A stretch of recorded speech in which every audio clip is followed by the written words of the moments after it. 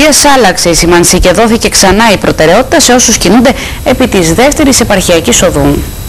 Εισακούστηκαν τελικώς οι φωνές διαμαρτυρίες και κυρίως οι φόβοι που είχαν διατυπωθεί όλο το προηγούμενο χρονικό διάστημα από την Δημοτική Αρχή Παμβώτιδας και κατοίκους της περιοχής σχετικά με την σήμανση που είχε γίνει στην διασταύρωση Κουτσελιού μετά την παράδοση στην κυκλοφορία των οχημάτων του παράλληλου δρόμου της Εγνατίας.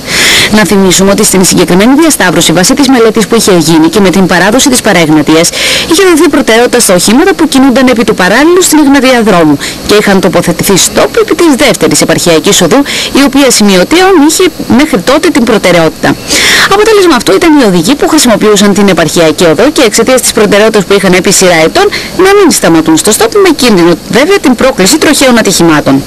Έτσι, μετά τις διαμαρτυρίες που εκφράστηκαν, έγινε αλλαγή της σήμανσης και η προτεραιότητα δόθηκε και πάλι στην δεύτερη επαρχιακή οδό, όπως έκανε γνωστό ο Δήμαρχος Παμβώτιδας Βαγγέλης Πίχας, σημειώνοντας ότι είναι μεν ένα θετικό βήμα, ωστόσο και οι οδηγοί θα πρέπει να είναι ιδιαίτερα προσεκτικοί με δεδομένη την έλλειψη κόμβου στο συγκεκριμένο σημείο.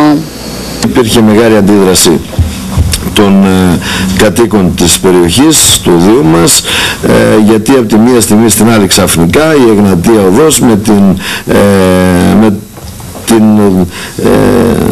το άνοιγμα της παραπλεύρου, μόνο ενός κομματιού της παραπλεύρου στην κυκλοφορία, δόθηκε προτεραιότητα στον παράπλευρο δρόμο, οπότε καταλαβαίνετε είχαμε όλα αυτά τα οποία τα έχουμε πει και δεν χρειάζεται να επαναλάβουμε.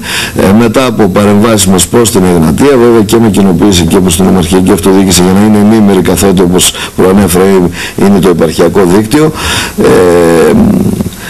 μου ζητήθηκε από την υπηρεσία, από την τοπική υπηρεσία της Εγνατίας ΑΕ, μία επιστολή στην οποία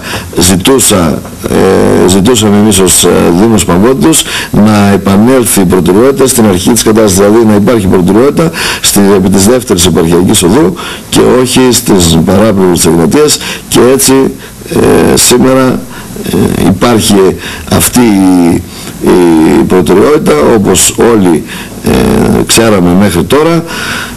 Βέβαια και εδώ θα πρέπει να τονίσουμε ότι πάντα στις διασταυρώσεις όπου δεν υπάρχουν κόμβοι κυκλικοί ή αντίστοιχοι σηματοδότες, θα πρέπει να έχουμε την προσοχή μας, θα πρέπει όλοι οι διερχόμενοι να προσέχουν ανεξαρτήτως το ποιος έχει προτεραιότητα ή όχι. Καλό είναι να έχουμε μειωμένες ταχύτητες, γιατί έτσι θα μπορούμε να περνάμε πάντα χωρίς κίνδυνο. Παρά την αλλαγή της σήμανσης όμως στο συγκεκριμένο σημείο, σύμφωνα με κάτοικο της περιοχής, θα πρέπει να υπάρξει μια ουσιαστική παρέμβαση με την κατασκευή κόμβου. Τώρα έτσι όπως μπήκανε βελτιώνει λίγο την κατάσταση. Έτσι ήταν και πρώτα, αλλά του κάναν μια αλλαγή με αποτέλεσμα εδώ να δυσκολευτούν τα αυτοκίνητα και τέλος πάντων να γίνουν και μερικά τρακαρίσματα. Λοιπόν, δεν είναι μόνο αυτό το θέμα, διότι εδώ νομίζω ότι πρέπει να γίνει ένας κόμβος σωστός. Να μαζευτούν όλοι γύρω, και εγώ που μένω εδώ βέβαια, διότι είμαι εδώ κοντά και εγώ τα βλέπω περισσότερο. Είναι θλιβερό το να βλέπεις εδώ άνθρωποι γέροντες να πέφτουν κάτω, να πούμε. Δεν μπορούν να περπατήσουν κιόλα. Δεν είναι μόνο αυτό, είναι και τα κοπάδια, τα πρόβατα. Γίνεται ένας συνοστισμός, ας το πούμε.